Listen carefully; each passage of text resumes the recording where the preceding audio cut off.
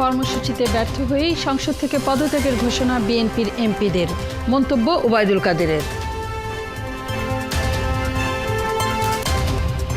খালেদার মুক্তি ও নির্দলীয় সরকারের দাবিতে বিএনপির 10 দফা ঘোষণা, 13 তারিখেই নতুন কর্মসূচি।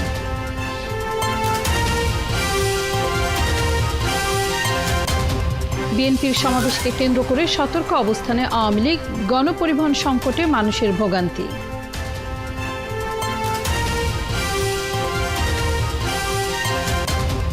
প্রধানমন্ত্রীর প্রস্তাবিত সব দলের এমপিদের নিয়ে ভোটের সরকারি সমাধানের পথ মনে করছেন বিশিষ্টজনরা।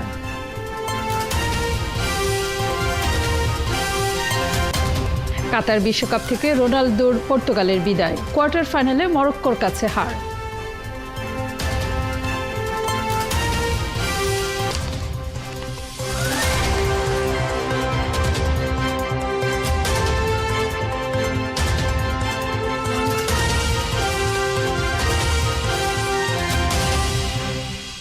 স্বাগত সংবাদ সংযোগে, শুনছিলেন শিরোনাম, এবার খবরের পুরোটা।